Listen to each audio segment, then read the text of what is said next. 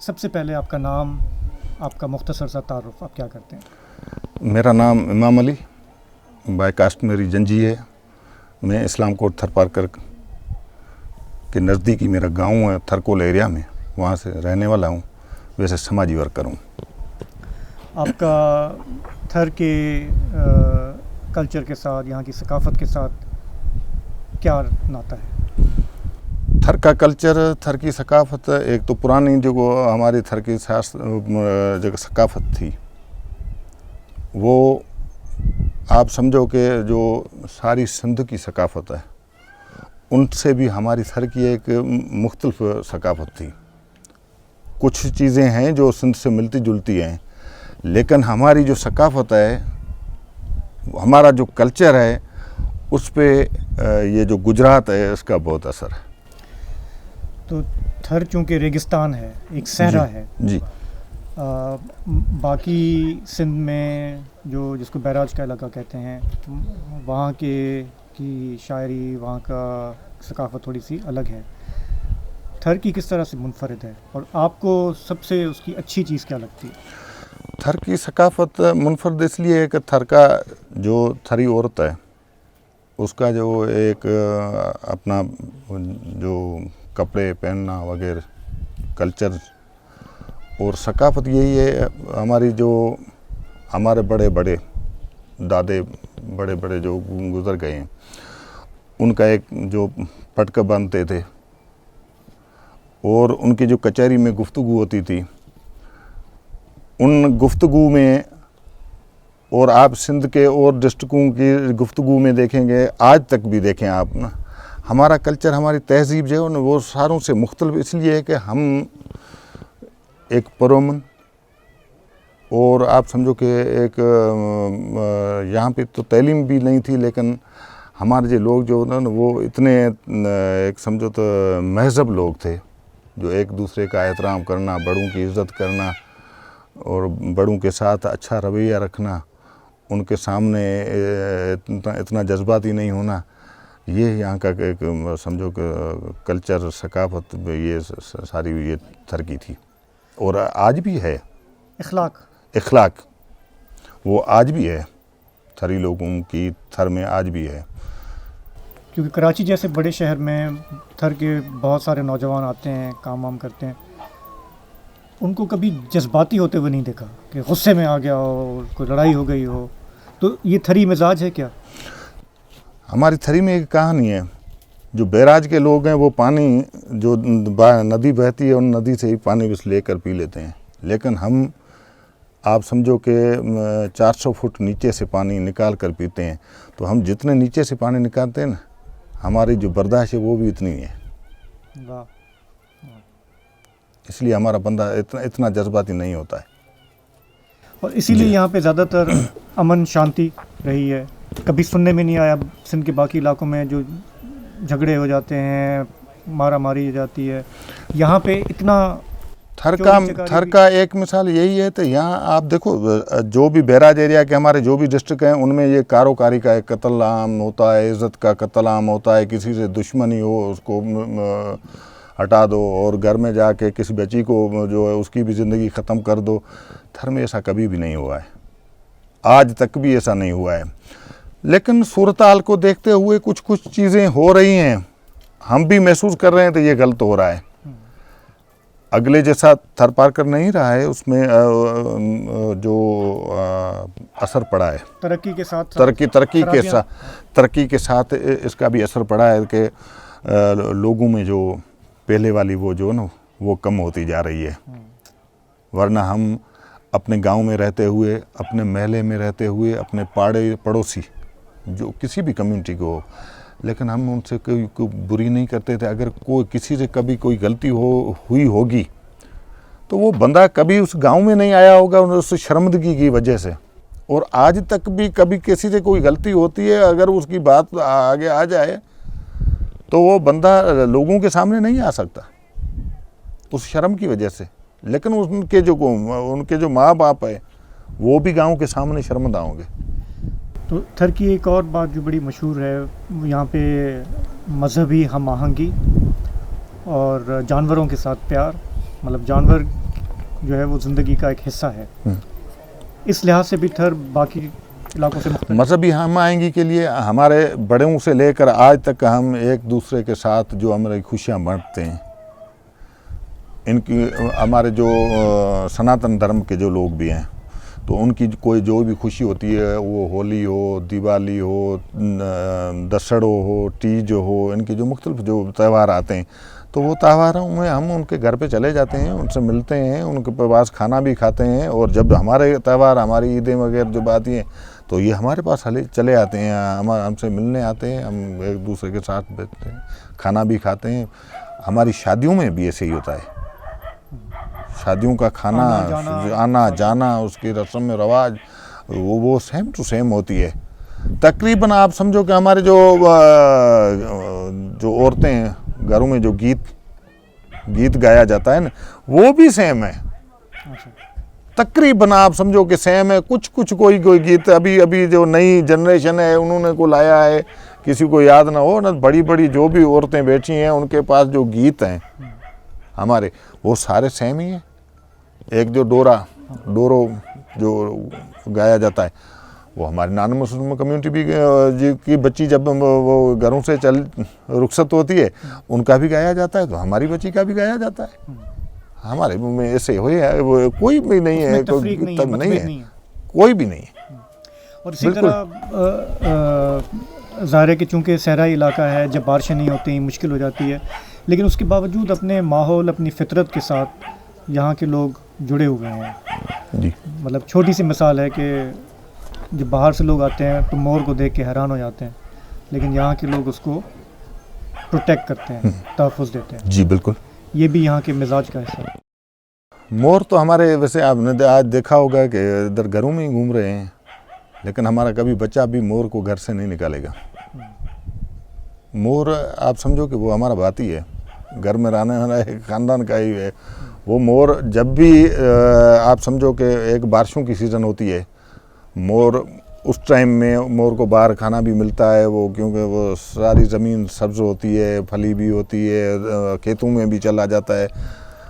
और जब ये बारिशें नहीं होती है, ये जब जून जुलाई, आप समझो कि मई से अप्रैल, मई, जून, जुलाई, ये 4 मंथ, इनमें ये सारे मोर हमारे घरों में चले आते हैं, उनके पानी के लिए, उनके खाने के लिए, सारा कुछ वो हमारे बच्चे भी देते हैं। मोर तो हमारे बच्चों से वो जो रोटी होती है वो छीन भी ले लेते हैं ना, कोई मसला नहीं होता है। तो थर की जो सकाफ़त है, शायरी है, उसमें ये सारी खुसूसियात शायरों ने यहाँ के उजागर की हैं। बिल्कुल की है, शायरों ने थर की जो सकाफ़त है उसमें इन मोरों का भी ज़िक्र है, इन धरती का भी ज़िक्र है, इन लोगों का भी ज़िक्र है, और इन दरख्तों का भी ज़िक्र है। अभी तो थर में इतने दरख्त नहीं रहे हैं। हमारे माल मवेशी वगैरह जो पहले तो इतना दरख्त थे, तो हमारे गांव से अगर कोई बकरी, भेड़, ऊँट वगैरह घर से चले कर अगर वो आप समझो कि जंग में चला गया, और उसके बाद उसको ढूंढना भी मसला होता था। अभी इतने दरख्त नहीं रहे, लोगों ने काट दिए। अभी आबादी भी बढ़ गई है, आबादी बढ़ने का भी असर पड़ा है। शहरों में जो आबादी बढ़ी है, तो शहरों में जो लकड़ी जलाने का मसला है, तो वो लकड़ी थर में तो वही दरख्त हैं, अगर इस दरख्त को हम काट देंगे तो यहाँ इतना दरख्त होने के लिए फिर 10-12 साल चाहिए। तो इसलिए दरख्त हमारे जो है वो आस्ते आस्ते दरख्तों की कटाई हो रही है, तो इसलिए हमारे जो माल मवेशी जो है इनके लिए चारा भी कम पड़ गया है। तो लोगों के यहाँ थर के लोगों की का ज़िंदगी का गुजर बसर 70% आप समझो कि माल मवेशी पे है, और 20% हम बारिश पे हैं। 70% हम माल मवेशी पे, और 20% आप समझो माल मवेशी पे, और 10% जो हम है ना, वो हम ये नौकरी है, प्राइवेट नौकरी है, गवर्नमेंट जॉब है, मुख्तलिफ आप समझो कि मजदूरी के सिस्टम्स जो है भी हैं, उनमें से आप 10% समझो। 70% लोग हमारे माल मवेशी के ऊपर उनकी ज़िंदगी का सर्वाइवल है, और उन माल मवेशी का सर्वाइवल हमारे इन दरख्तों पे था, जिन दरख्तों में फली लगती है, जिसका पत्ते वगैरह ये हमारे माल के लिए काम के होते हैं। जब कैथ साली होती है तो ये दरख्तों के पत्ते खाते हैं ना, उनके फूल होते हैं, जैसे रोइडो है, रोइडे के फूल खाते हैं। कंडी है, उन कंडी के पत्ते भी खाते हैं। तो कंडी की वो सिंगली जो होती है वो भी खाते हैं। उस कंडी की जो फली है, उन फली से हम भाजी भी हमारी भाजी भी बनती है। और वो भाजी ऐसी बनती है कि अगर हम उनको सेव करके रखें तो हम 12 महीना भी खा सकते हैं उस भाजी को। सिंध के हमारे जो मशहूर दास्तान हैं, फोक टेल्स हैं, उसमें थर के हवाले से सबसे अहम कौन सी हैं आपके ख्याल में, जिसके बारे में दुनिया को जानना चाहिए? थर का तो अहम किरदार एक मारवी है, जो हम मारू बोले जाते हैं, तो ये मारू लोग हैं। वो थर का अजीम किरदार है और उस मारवी की वजह से ही हम आए। मारवी क्या नुमाइंदगी करती है थर की?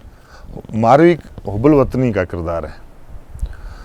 वो उमर एक बादशाह था, वो जब उन मारवी को लेके गया, उसने बोला कि ये महलात वगैरह ये सब कुछ जो भी है मेरे पास, धन माल वगैरह, मिल्कतें, बाजारें, बंगले वगैरह, ये सारे कुछ तुम्हारे लिए हैं। लेकिन उसने बोला नहीं, मारवी ने बोला नहीं, मैं उन जांगियों के साथ, उन मारवाड़ा वो जो बकरियों भेड़ों के साथ जंगल में घूम रहे हैं, मैं उनके साथ सही हूँ। मुझे गुर्बत पसंद है, लेकिन अपने लोगों में मुझे ये शान और शौकत, ये महल, ये किला नहीं चाहिए, बिल्कुल नहीं चाहिए। आज भी थर बदलेगा पाकिस्तान, आपने देखा होगा, बोर्ड लगे होंगे रोड के ऊपर, थर बदलेगा पाकिस्तान, लाइट भी बन रही है, कोयला भी निकल रहा है, लेकिन थरी लोगों की तकदीर नहीं बदली है। सब कुछ बदल रहा है, हमारी सकाफत भी बदल रही है, कल्चर भी बदल रहा है, रास्ते भी आ गए हैं, सब कुछ तरक्की आ भी रही है, सब कुछ हो रहा है, लेकिन थर की तकदीर नहीं बदल रही है। थर की औरत आज भी 300 फुट से पानी रस्सी खींच कर निकाल कर अपने बच्चों के लिए भी लेके आती है, अपने खाने के लिए भी लेके आती, अपने नहाने पीने के लिए भी पानी लेके आती है। आज भी हमारी थर की औरत उसी असाब में है कि पीने के लिए पानी भी नहीं है।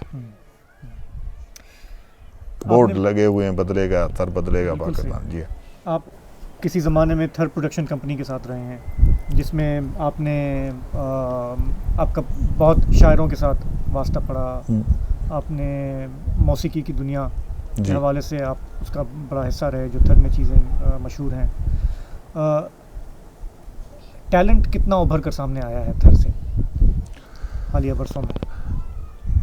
एक ज़माना था जो हमारी लोक शायरी होती थी, और उसके बाद जिद्दत आई तो लोगों ने चेंज किया, एक मौसीकी की दुनिया आई, एक केस्ट कल्चर का ज़माना आया, लोगों ने केस्ट्री गाने लिखने शुरू किए। और फिर बाद में वो ज़माना आया कि लोगों ने धरती के लिए गीत लिखने की रहमत की, धरती के लिए गीत लिखे, वतन के लिए गीत लिखे, सकाफत के लिए गीत लिखे, अपनी जान पहचान तारीख के लिए भी गीत लिखे।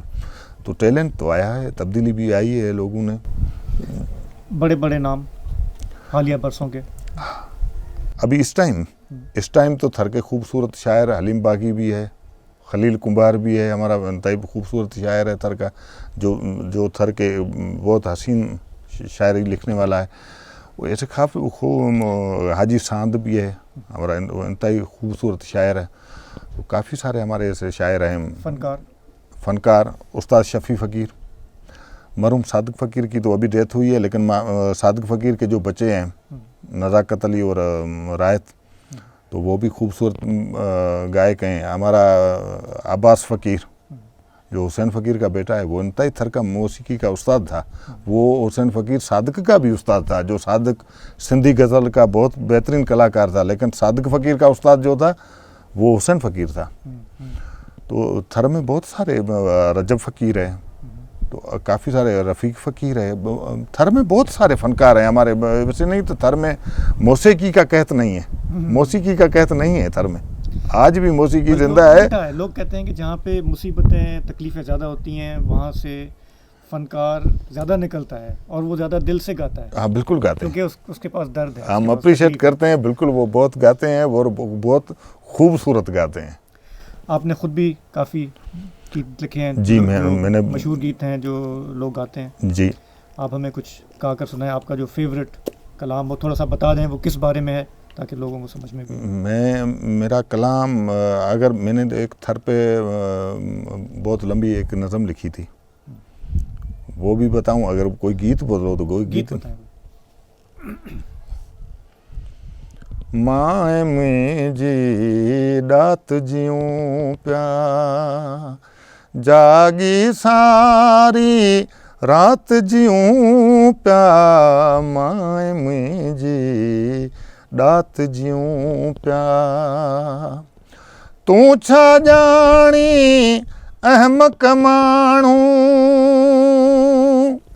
तू छा जानी अहमक माण्हू, छा थो गुज़रे, छा थो गुज़रे, छा त जियूं पिया, माए मुंहिंजी डात जियूं पिया, पाण त थियासीं पतियूं भाङा,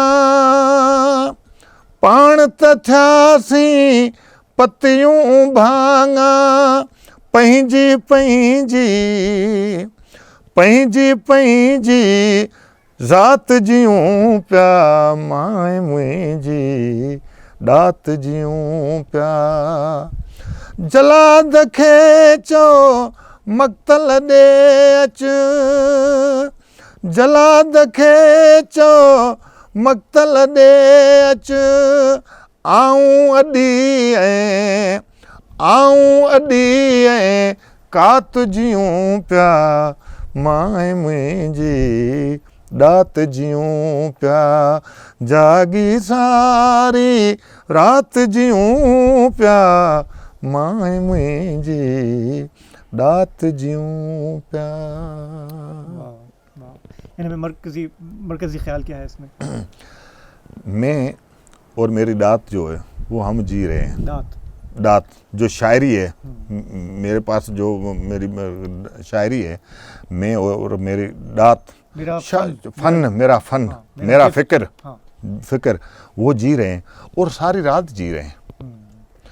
तू छा जानी अहमक माण्हू, तुम्हें क्या पता, तुम्हें क्या पता अहमक माण्हू, छा थो गुजरे, छा तो क्या गुजरता है, कैसे जी रहा हूँ, तुमको क्या पता, तुम्हें क्या पता, पाण त थियासीं पतियूं भाङा, पाण हिस्से बांटे हुए हैं लोग हैं और अपनी अपनी कास्ट जी रहे हैं, अपनी अपनी मुख्तलिफ कास्ट जी रहे हैं। जलाद के चौक मक़्तल दे अच, जलाद को बोलो, वो जलाद जो है कत्ल करने वाला, ज़बह करने वाला है, उसको बोलो अपने मक़्तल गाह पे पहुंच के आए। आऊं अडी ऐं कात जियूं पिया, मैं और वो अडी जिसके ऊपर वो सिरी रख कर काटता है, वो जी रहे हैं, हम भी जी रहे हैं, उसको बोलो। तो ये आपने किस कॉन्टेक्स्ट में लिखा था, क्या तनाजुर था जिसमें आप क्या इज़हार करना चाह रहे हैं? एक जिंदा होने का जवाब पेश कर रहा हूँ, तो हम भी जी रहे हैं इस कॉन्टेक्स्ट में, कि तमाम मुसीबतों मसाइल के बावजूद भी हम जी रहे हैं, हमारा कल्चर भी जिंदा है, हम भी जिंदा है, हम भी जिंदा है। एक मैसेज, ये आप समझो कि ये एक मैसेज दिया गया है कि हम इतनी मुसीबतों के बाद भी हम जी रहे हैं, थर जिंदा है, थर जिंदा है। शुक्रिया बहुत बहुत, thank you very much. Thank you.